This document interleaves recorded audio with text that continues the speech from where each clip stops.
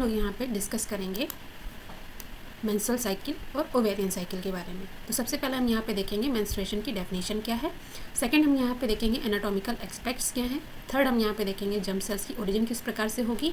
Fourth हम यहाँ पे देखेंगे प्रीमोर्डियल फॉलिकल का फॉर्मेशन कैसे होगा। फिफ्थ हम यहाँ पे देखेंगे फॉलिकल का मैच्योरेशन कैसे होगा। एंड सिक्स्थ हम देखेंगे ओव्यूलेशन कैसे होगा।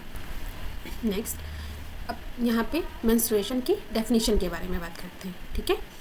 तो मेंस्ट्रुएशन की डेफिनेशन में सबसे पहले आपको देखना है कि मेंस्ट्रुएशन में दो बात याद रखनी है। क्या पहली बात याद रखनी है हमें कि ये एक साइक्लिक प्रोसेस है। And second thing is that कि यहाँ पे कोई भी पैथोलॉजी इन्वॉल्व नहीं है, यानी कि ये एक फिजियोलॉजिकल और एक साइक्लिक प्रोसेस है, ठीक है।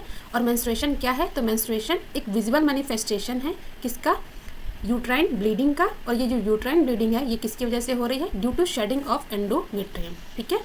मेंस्ट्रुएशन को होने के लिए यहाँ पे 3 मेन पॉइंट्स हैं जो कि होने ही चाहिए। सबसे पहले अगर बात करें तो पहला मेन पॉइंट क्या है हमारा कि axis must be actively coordinated.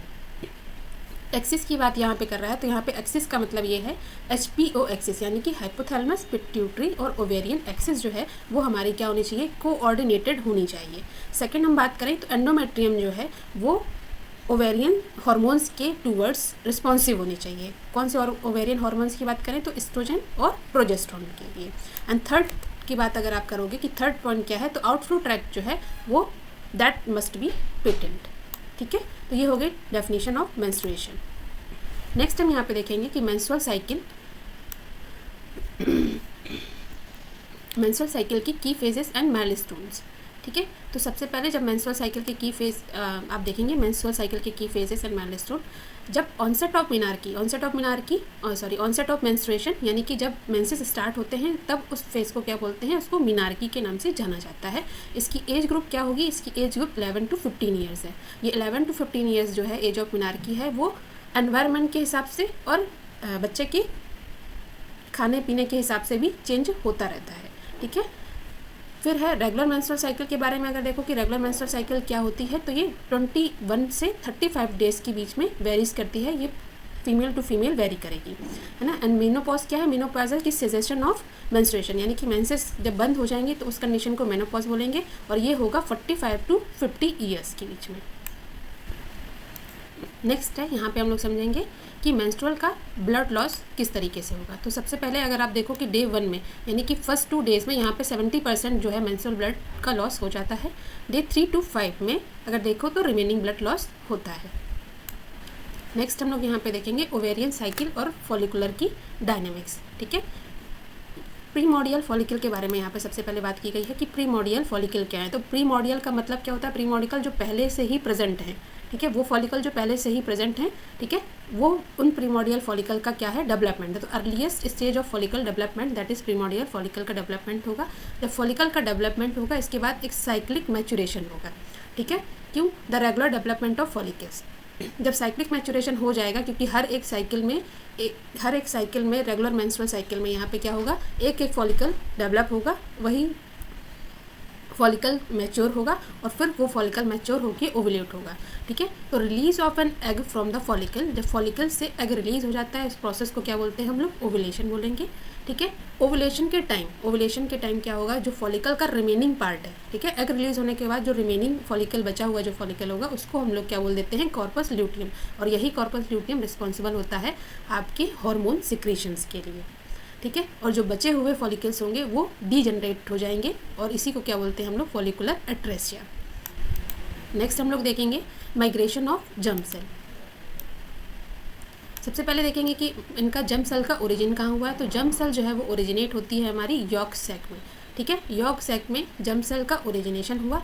ये यॉर्क सेल यहाँ से माइग्रेट करके हाइंड गट में आ जाते हैं, ठीक है। जब आप एम्ब्रियो फॉर्मेशन पढ़ते हैं तो एम्ब्रियो फॉर्मेशन में 3 डिवीजन होते हैं, फोरगट, मिडगट और हाइंड गट। तो इस यॉर्क सैक से ये जर्म सेल्स ओरिजिनेट होंगी और माइग्रेट कहाँ पे हो जाएंगी, हाइंड गट वाले पोर्शन पे ये माइग्रेट हो जाएंगी, ठीक है। अब इनके माइग्रेशन के लिए हेल्प कौन करेगा, तो ये एक टीलोफोरन के थ्रू डायरेक्टेड करी जाएगी, ठीक है। ये क्या टीलोफोरन क्या है, एक पेप्टाइड है जो कि माइग्रेशन को क्या करेगा, डायरेक्ट करेगा। ठीक है, कि माइग्रेशन कहाँ पे है। माइग्रेशन की मैकेनिज्म के बारे में इन्होंने बताया है कि एमोबॉइड या फिर कीमोटैक्टिक मैकेनिज्म के थ्रू यहाँ पे इसको माइग्रेट किया जाएगा।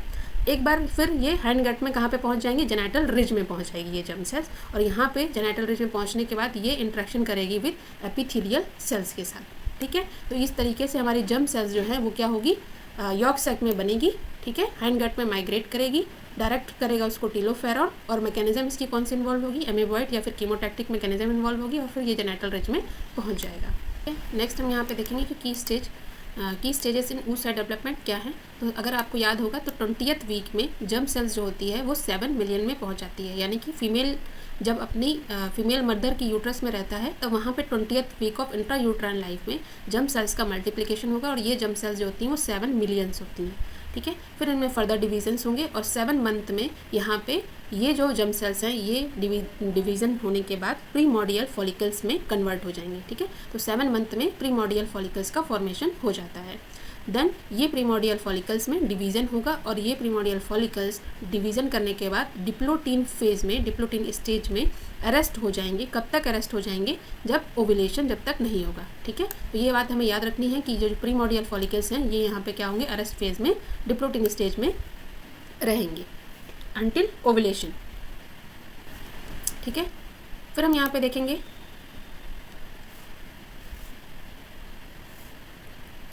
कि oocyte डेवलपमेंट का जर्नी क्या है और उसका डीजनरेशन किस तरीके से हुआ। ठीक है, journey of oocyte and development and इसका डीजनरेशन। तो टोटल oocyte अगर हम देखें तो 6 to 7 मिलियन हो जाते हैं, हमने अभी पढ़ा था 20 वीक्स ऑफ इंट्रायूट्राइन लाइफ में। बर्थ में कितने बचेंगे, जब बेबी बर्थ करेगी तो उसके बाद उसके पास केवल कितने बचेंगे, 2 मिलियन बचते हैं। प्यूबर्टी के टाइम पहुँचते पहुँचते उसके पास केवल 4 लाख बचेंगे, और मीनोपॉज के ड्यूरेशन में, जब मीनोपॉज हो जाएगा, सेजेशन ऑफ मेंसेस हो जाएंगे, तब वहाँ पे किसी भी प्रकार का कोई भी फॉलिकल नहीं प्रेजेंट होगा। देन नेक्स्ट हम देखेंगे यहाँ पे कि oocyte का मैचुरेशन किस तरीके से होगा। ठीक है, oocyte मैचुरेशन की प्रोसेस देखेंगे। तो हमने यहाँ पे सबसे पहले हमने याद किया था कि जो प्राइमरी oocyte है वो हमारा डिप्लोटीन फेज में क्या होगा, अरेस्ट फॉर्म में होगा।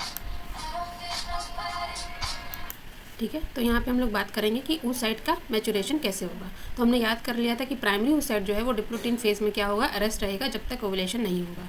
ठीक है, फिर यहाँ पे ओव्यूलेशन के बाद एलएस सर्च जो है वो इनिशिएट करेगा मियोसिस। ठीक है, तो एलएस सर्च को हम लोग इसको आगे डिटेल में पढ़ेंगे किस तरीके से ओव्यूलेशन होगा। ओव्यूलेशन के लिए बस इतना याद रखिए कि अगर किसी भी फीमेल की साइकिल जो है वो 28 डेज़ के बीच में है ना, 28 डेज़ की हम लोग एक नॉर्मल साइकिल मानते हैं, और उस साइकिल का जो मिड डे है यानी कि 14th डे जो होता है वो ओव्यूलेशन के लिए कंसीडर किया जाता है।